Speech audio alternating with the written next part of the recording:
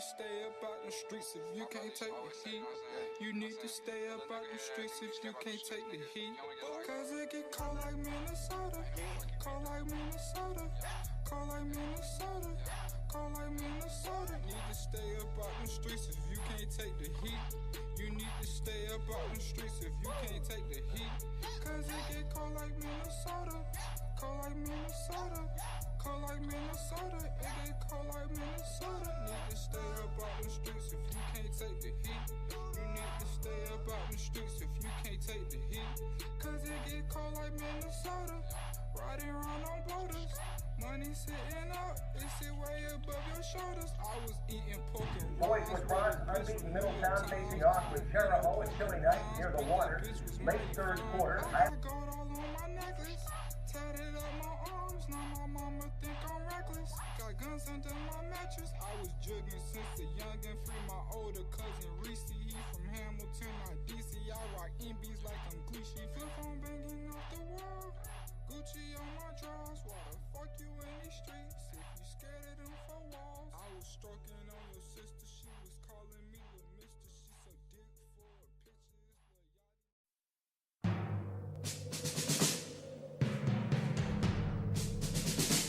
The autumn wind is a pirate, blustering in from sea. With a rollicking song he sweeps along, swaggering boisterously. His face is weather-beaten. He wears a hooded sash, with a silver hat about his head, and a bristling black mustache. He growls as he storms the country, a villain big and bold. And the trees all shake and quiver and quake as he robs them of their gold. The autumn wind is a raider, pillaging just for fun. He'll knock you round and upside down and laugh when he's conquered and won.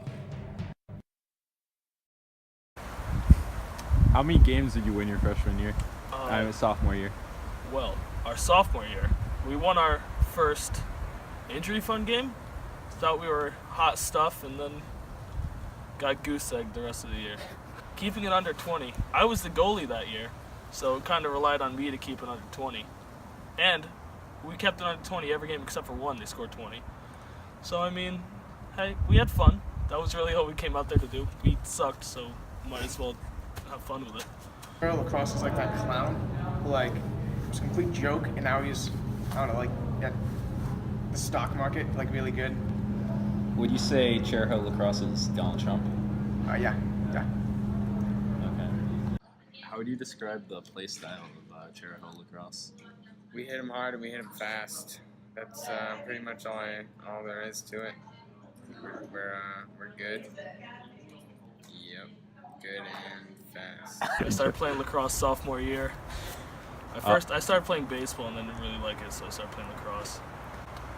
Why did you want to play lacrosse over baseball? I could hit kids. Why do you like to play lacrosse? It's just fun. Because, let's see. It's like getting a ball in the net, which is very satisfying. Dinked him around a little bit. He got up, punched me in the face, but then he continued to foul out. There was that fat fuck on Rogers, number 22. I think his name was like Al Gore Sanchez. He was fat. Basically, pretty sure John Doherty kicked his ass. It's pretty funny. Yeah. Then Aiden jerked off in his face. It's a story for another time, though. Can you describe Coach Foley with one word? Indescribable. One word. Dad. All right. Some one word. System.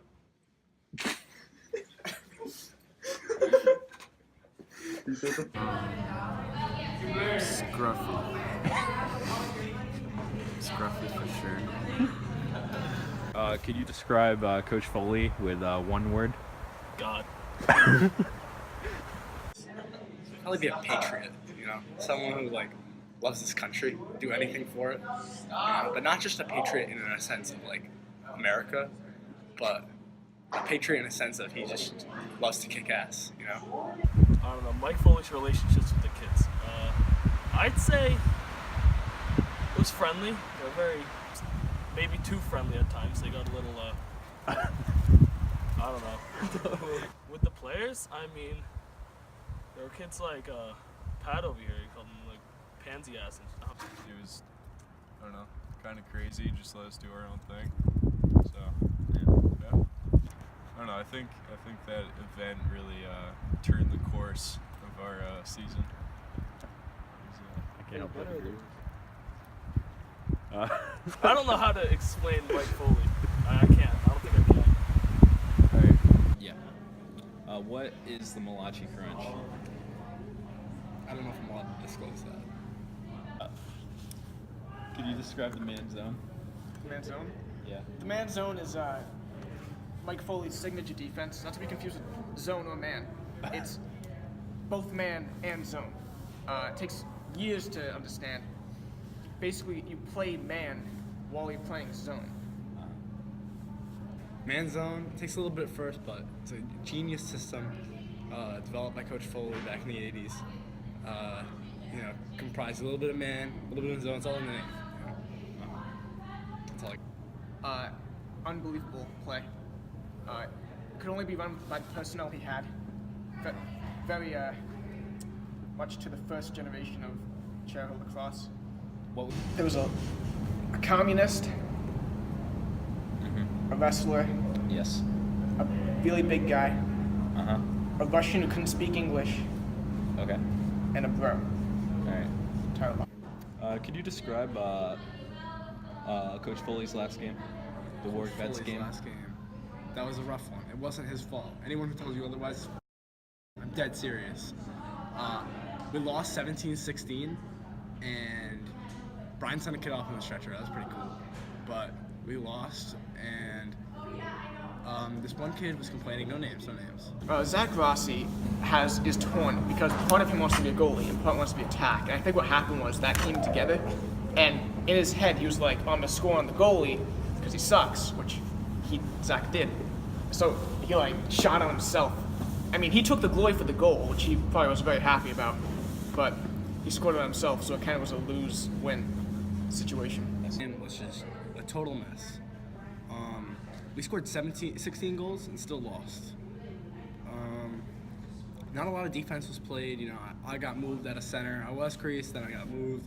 I'm not throwing any names around, but specific kid under the name Jadar, he wasn't playing so hot.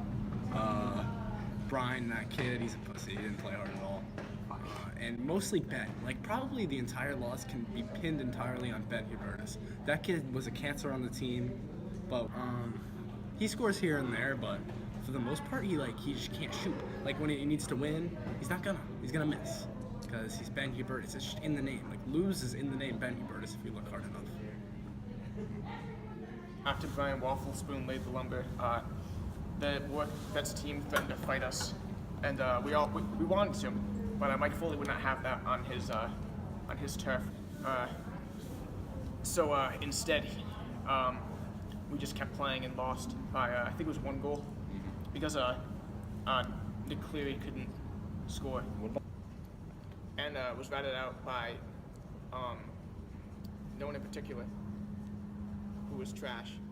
Imagine all of the dumpster fires in the world poured into an aluminum bin and then dragged through an oil rig and then set ablaze and then spat on. That's probably Ben Hubertus.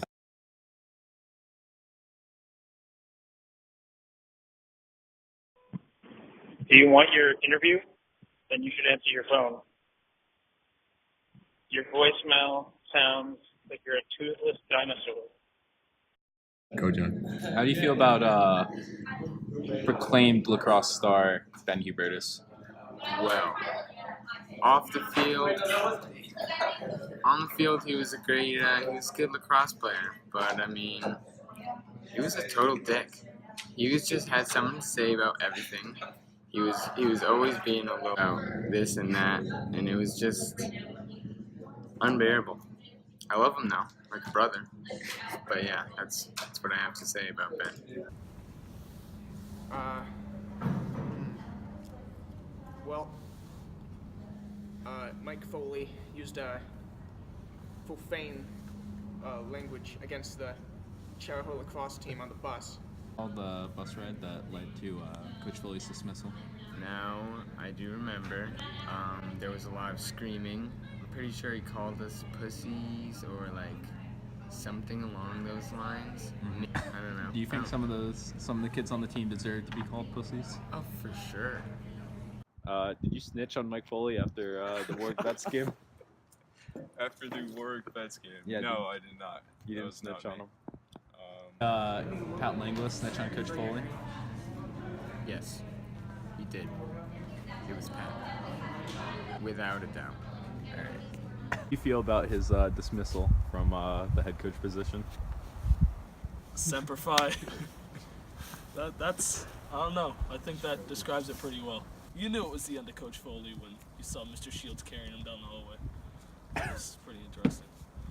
Say he was in our hearts and in our ears. I'll leave it at that. Alright. That was rowdy. I just remember during that game, he just kept yelling, "You don't need to keep the seniors on the field because they're dogging it." And I was sitting there on the field like, "I'm trying, coach, man." But yeah, no, we got murdered. That was brutal. We rebounded even stronger the next 3 games, so I'm so proud of us.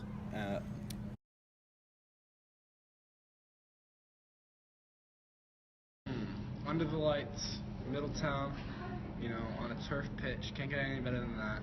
I'm talking, we lost to this team earlier in the season, our only loss. We were out for blood. It was just that simple. Were the traps cut that game? The traps were cut. All of Middletown's players, if they had theoretical traps, those were cut. And they know what that means. And you'll soon find out. What does cut the traps mean? Cutting the traps is sort of like, it's like when a dog gets fixed, almost. You cut someone's traps, it's like cutting their balls off, Coach Foley one day told me, if I didn't run faster, he's gonna cut my traps. I didn't know what that meant at the time. I was nervous.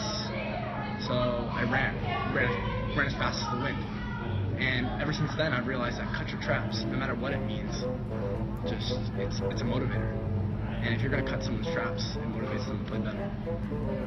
And the traps were cut that night. Good. We save the best for last.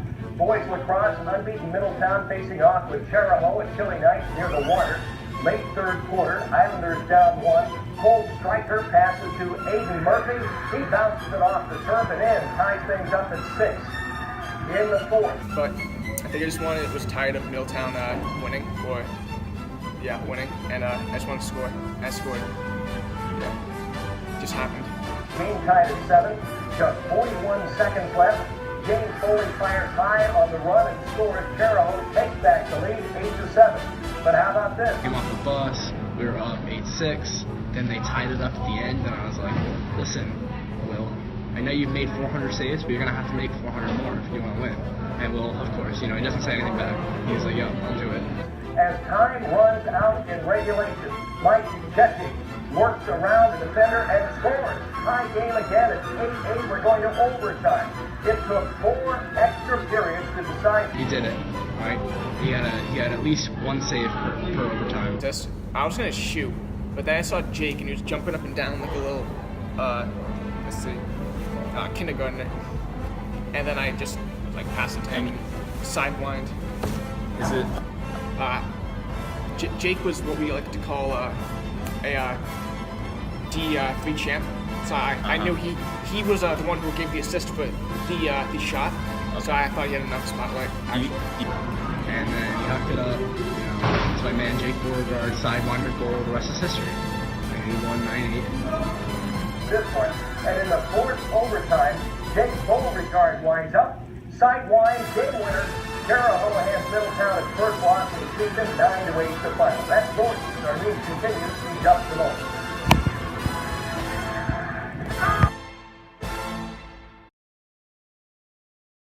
Does Ben Hubertus have the clutch gene? And does Jake Beauregard have the clutch gene? Clutch gene, of course, very rare. Jake Beauregard has it. Gene. Jake Beauregard has it. Ben doesn't.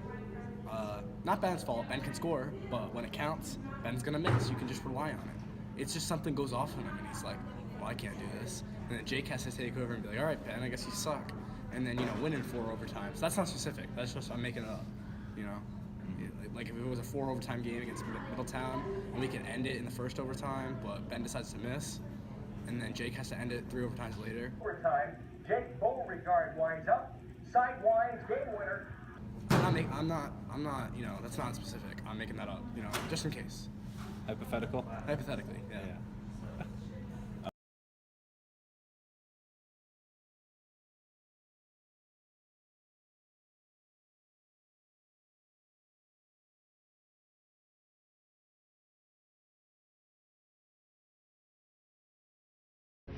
Future of Cherry Hill Lacrosse is in good hands. That's what I hear.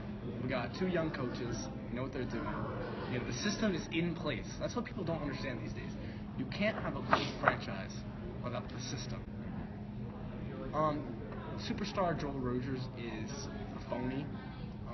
He doesn't work hard, but we can really kick his ass. And I think if we teach him the ways of, you know, a potato picker, a big hitter, he can become one of those heavy hitters and really bury 70, 80 goals a season. But right now, he can't even catch the ball. I don't even think he has a right hand. Never mind can switch hands. You know, Ryan Mead is an incredible man. He's very open to us telling him what to do. It's almost like we kind of run the program with him. And through that, we managed to create a very good offense that we kind of run off of each other. And I think it's really going to be going up. I think he's cool. He's all right. Friendly. Inspirational. Heroic, maybe even. Good guy.